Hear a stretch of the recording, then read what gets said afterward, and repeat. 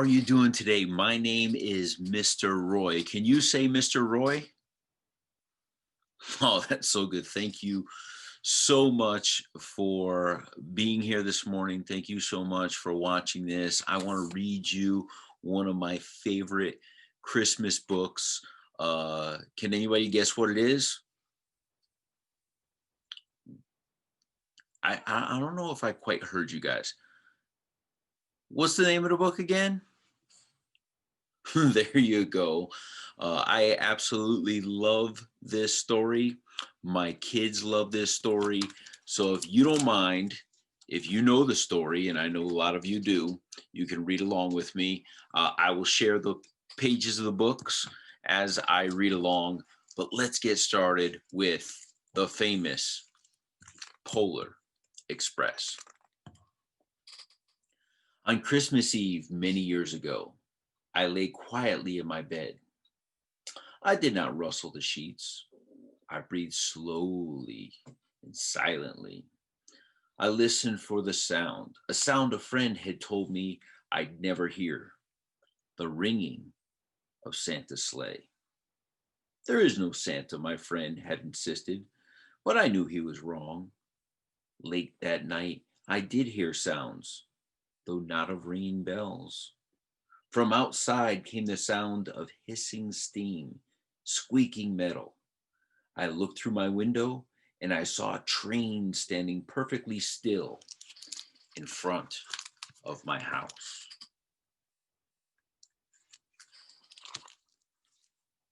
What could that be? I don't know. It was wrapped in an apron of steam. Snowflakes fell lightly around it. A conductor stood at the open door of one of the open cars. He took a large pocket watch from his vest and he looked up at my window. I put on my slippers and my robe. I tiptoed downstairs and out the door. All aboard! The conductor cried out. I ran up to him. Well, he said, are you coming? Where? I said. Why, to the North Pole, of course. This is the Polar Express. And I took out his outstretched hand and he pulled me aboard. Yeah, right outside the house. How awesome would that be for the Polar Express to show up to your house one day? The train was filled with other children, all in their pajamas and nightgowns. We sang Christmas carols and ate candies full of nougat centers and that were white as snow. We drank hot cocoa as thick and rich as the melted chocolate bars.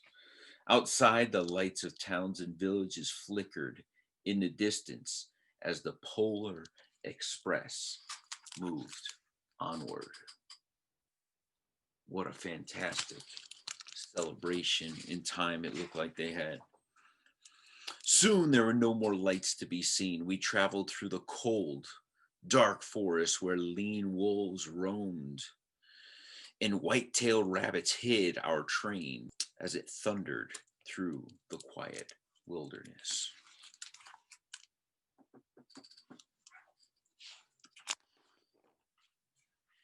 We climbed mountains so high it seemed as if we were scraping the moon, but the Polar Express never slowed down. Faster and faster we ran along, rolling over peaks and through valleys like a car on a roller coaster.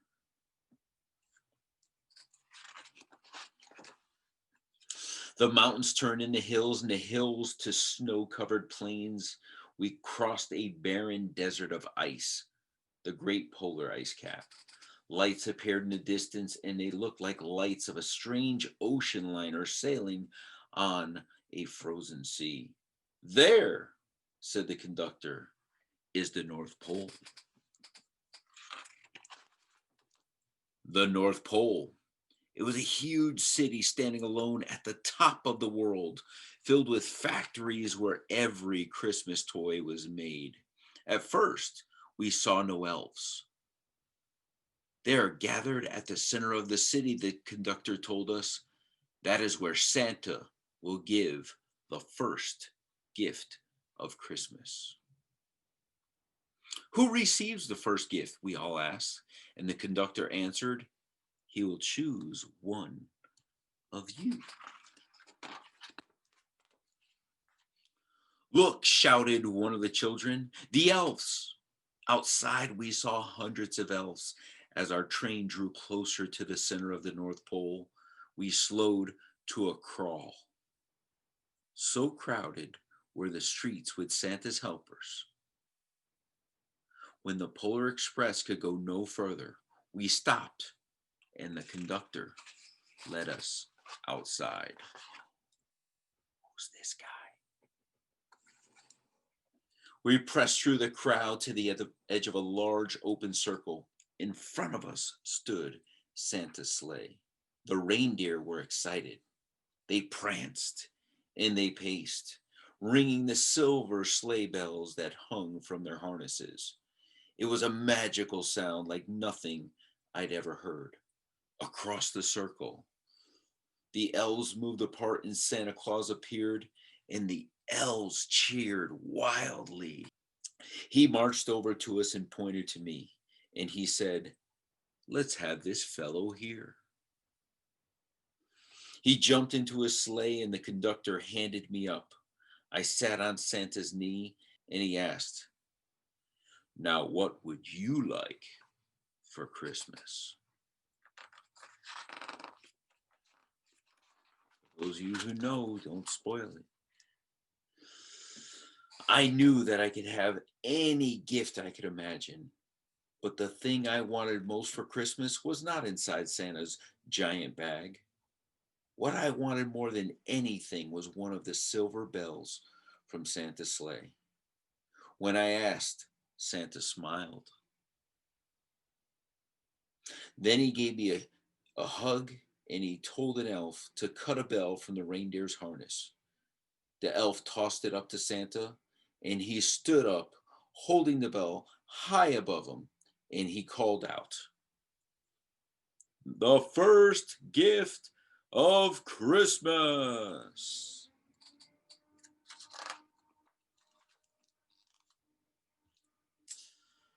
The clock struck midnight as the elves roared their approval. Santa handed the bell to me and I put it in my bathrobe pocket. The conductor helped me down from the sleigh and Santa shouted out the reindeers' names and he cracked his whip. His team charged forward and climbed into the air.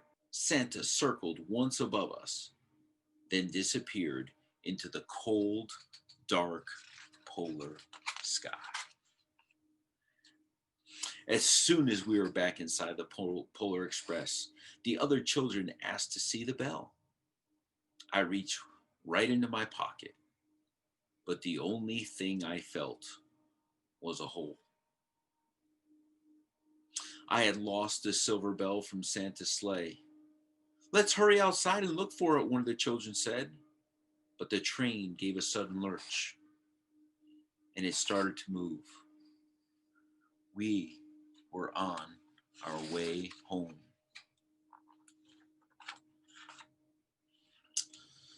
It broke my heart to lose the bell. When the train reached my house, I sadly left the other children. I stood at my doorway and I waved goodbye. The conductor said something from the moving train, but I couldn't really hear what he said. What? I yelled. He cupped his hands in his mouth and he said, Merry Christmas. The Polar Express let out a loud blast from its whistle, and then it sped away.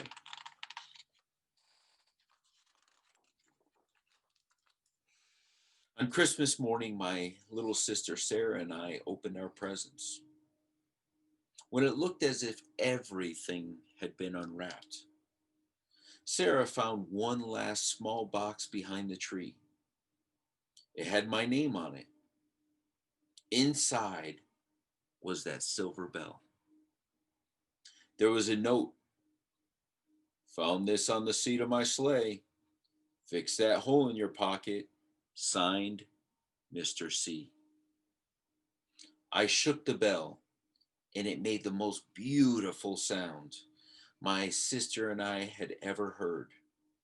But my mother said, "Oh, that's too bad." "Yes," said my father, "it's broken." When I'd shaken the bell, my parents had not heard the sound. At one time, most of my friends could hear the bell, but as the years passed, it fell silent for all of them. Even Sarah found one Christmas that she could no longer hear its sweet sound. Though I've grown old, the bell still rings for me as it does for all who truly believe. The end. That's one of my favorite stories that I share with my boys. I hope you boys and girls enjoyed it today. I wish you all a very Merry Christmas from the FBI dads. Have a great holiday break. Get well rested and have a happy new year. We'll see you next year.